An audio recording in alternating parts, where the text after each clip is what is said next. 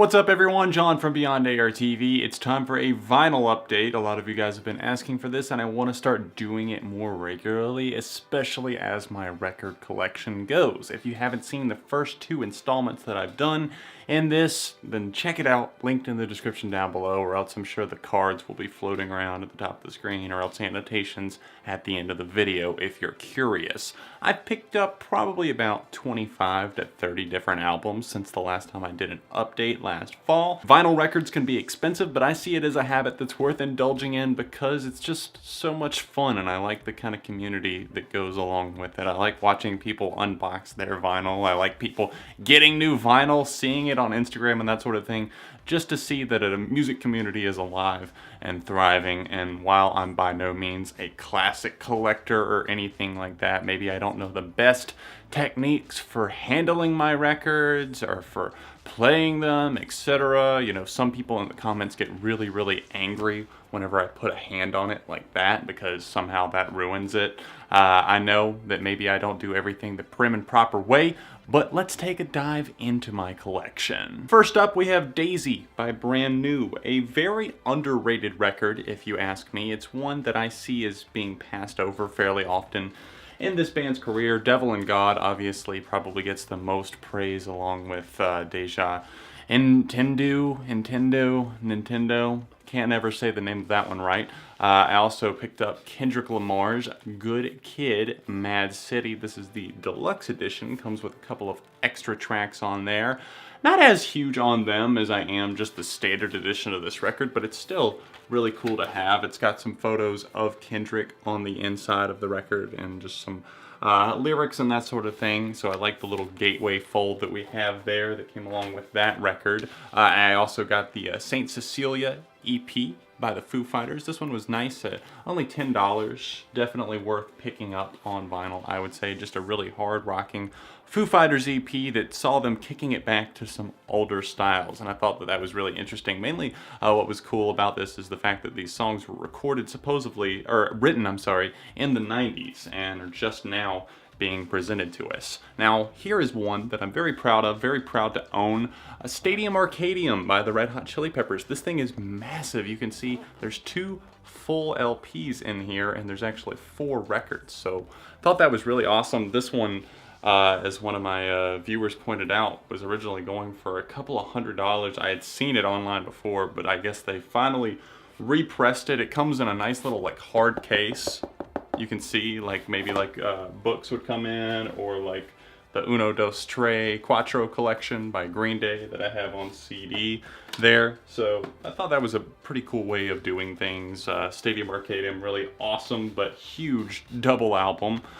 This one is some colored vinyl that I got in. Really exciting one. I've actually got one of them is empty because it's in the record player right now. And a lot of you guys ask what I use. I have an Audio Technica LP60, I believe it is, record player. This is some colored vinyl here. Some white limited edition Amazon edition.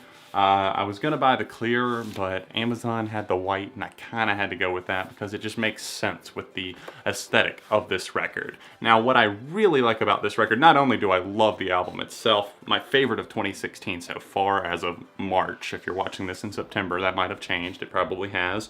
But this is a nice little fold that we get there. It's got all of the pictures, as you can see, like all the artwork, like Ugg and, you know, Love Me, and I pointed at Ugg, that wasn't even Ugg. Ugg is right there. Somebody else loving someone. It's got all the pictures that they've been posting like on their social media, all the shots they took with the lit up signs, and I love that. I love the fact that they did that. And of course on the back, I like it when you sleep, for you are so beautiful, yet so unaware of it. The lit up sign, the title of the album in the background there. And I also got, I had to go ahead and do it since I got that one, I got the self-titled 1975 record, which just has a picture of them.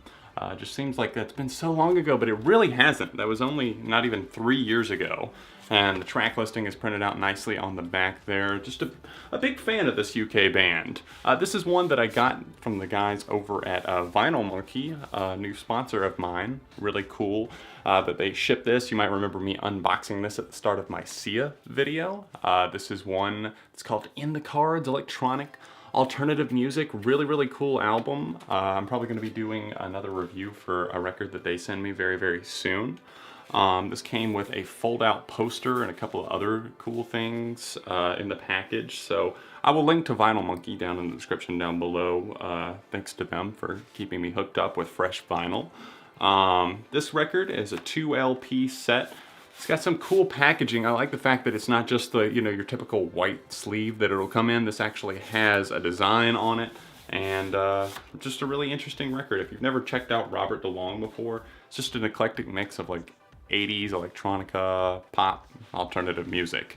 A big fan of this upcoming band that I've got 2 records from. I picked up both of Purity Rings LPs. We have Shrines here in this hand, and another Eternity, which, spoiler alert, and something that might make some people mad, this is actually the album that I prefer out of the 2. I love Shrines, don't get me wrong. No wonder I picked up both of these on vinyl. But I love Another Eternity. It's just very, very modern pop in a way, but it still didn't lose the Purity Ring touch. I felt the production was pretty much just flawless across the board.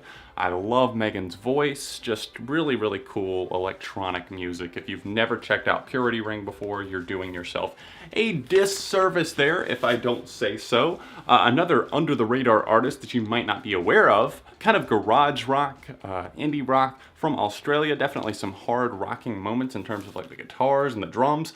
Courtney Barnett. Sometimes I sit and think, sometimes I just sit. Love the title of this album. It's just so, like, this all throughout. The lyrical themes very self-deprecating, but at the same time, just very self-aware. And I love the fact that it provides social commentary and just kind of goes into detail on how Courtney sees and feels about things. Definitely worth picking up. For some reason, I had the deluxe edition at first. Like, I almost bought it, and then I was just like, you know what, I'm gonna get the standard, but then I saw that we would get some colored vinyl with this one, so I kinda had to shell out for it. I'm a sucker, I love it. I'm not one of those people that has to have the colored vinyl, but if it's available, hell yeah, it looks cool because it's so cool to look at while your record's sitting there spinning. So Courtney Barnett, very, very awesome album, one that I wished that I had gotten to sooner in 2015, but I didn't hear it until the very end of the year. Speaking of designs on records, I have a picture disc that I picked up. The Killers, one of their best albums, Sam's Town. It's just got the album artwork there. It comes in a little sleeve. You can see that it's all plastic here. There's not actually you know, like a regular case that you would anticipate. So picture discs are cool to have sometimes. I believe I've only got one other one. I can't remember which record it's for, and look back in my old collection videos, you'll probably see it, but The Killers, Sam's Town. I reviewed it last fall, if you're curious as to what I thought of that. And another one from last year, another colored record. We have Kacey Musgraves on pink vinyl. This is pageant material. I would like to get Same Trailer, Different Park. I feel like that would be a really cool one to own because that's my favorite record from Musgraves. If you're into country pop, more traditional country, Kacey Musgraves has a phenomenal voice. This was just a really, really good record that grew on me even more over time. So it was really fun. I listened to this one last week on vinyl. Definitely a good listen. And speaking of good listens from last year's, we have Blurryface by 21 Pilots. People have been asking me relentlessly, when are you going to get some 21 Pilots on vinyl? Here we go. I have Blurryface right here, and it is awesome. It's got the little pull-out thing. First, I will show that. I like the fact that it has this. The artwork kind of pulls out, and it looks like a game of like checkers or chess or something like that, and it makes it line up. And then there's another piece right behind there that's got more of the artwork, and then a little gateway fold. Just kind of a thank you. I like the fact that they took the time to thank a lot of different people here, and the credits and all that good stuff. I wish this was the colored vinyl. I wish I could say that it is, but I'd be lying if I told you that it was. I should be getting a copy of Vessel very, very soon. One of my friends said she was going to hook me up with that. So that's awesome. I look forward to having that. Now, we have a classic. Let's take a moment of silence for the classic Pinkerton. Oh, such a good record.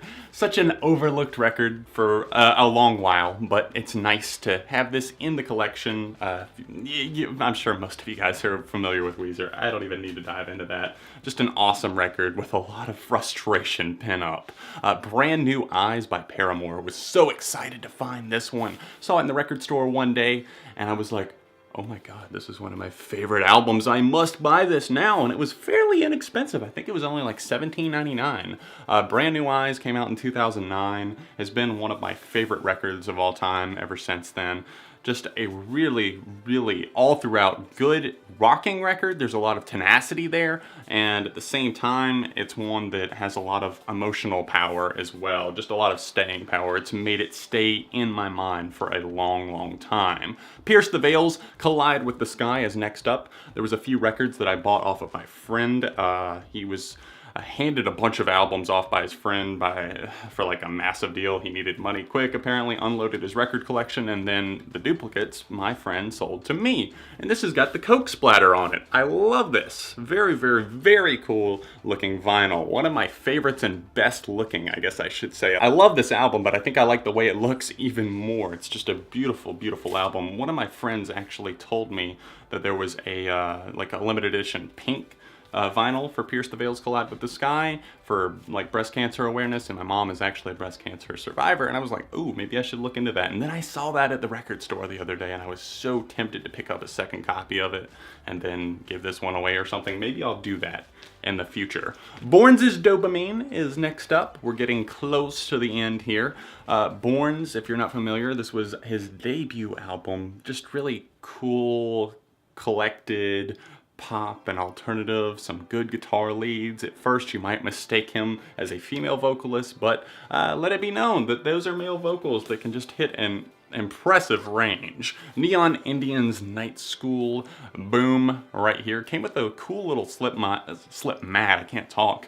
The slip mat is not currently here. I think it's actually in use on my record player right now. But I love the little nod to like the old school, like in the little gateway fold there. And if I'm not mistaken, I'm gonna look really dumb if this isn't colored, but I believe this is colored vinyl. And the moment of truth, yes it is. It's on yellow vinyl, just like Courtney Barnett. Oh, hey, guess what? Something just fell out of the copy of this. Quick, pause the screen if you want it. You can have the download of this because I do not need it. So if you can see that, you can have it. We throw it back to the turn of the century with Eminem's The Marshall Mathers LP. This was another one that I got off of my buddy. And it's definitely cool to have on vinyl because this is a record, like one of my first ever rap albums that I got into. Daft Punk are next up with their phenomenal album, Random Access Memories, that I don't even think I've spun this on vinyl yet. I must do that. Maybe tonight. And last but not least, we have Transatlanticism by Death Cab for Cutie. Amazing alternative music and just one of the defining indie and like almost emo records of the early 2000s. I say emo not in the sense that you would necessarily think, but just kind of an emotionally in touch album. Just Death Cab for Cutie getting their feet off of the ground, and you've got a lot of great songs on here. Just one that just shaped up kind of, I guess, me getting into more indie leaning music. I never paid it, I guess, a ton of attention growing up, but I guess my first couple of years out of high school are when this one finally started clicking for me. I hope you guys enjoyed watching my vinyl update. You can click the previous two directly below me. If you're curious, check those out, see what else is in my collection, because there are plenty of others, as you can see back here from my shelf. I finally have a bookcase displaying everything, and I'm so proud of it. I don't know why, it makes me so happy to finally not have it boxed up. Ever since I had moved, I hadn't had a proper bookcase to display everything on. It's finally up, all my CDs and all of my vinyl. So thanks for watching, hitting the like button, subscribe to the channel if you would like to see more content like this. I'll be doing more vinyl updates, there's track reviews, music news, all sorts of stuff on Beyond ARTV, and you can check out my main channel, which is linked in the description down below, where I do album reviews and that sort of thing. So thanks for watching, I'll see you very soon right here on Beyond ARTV.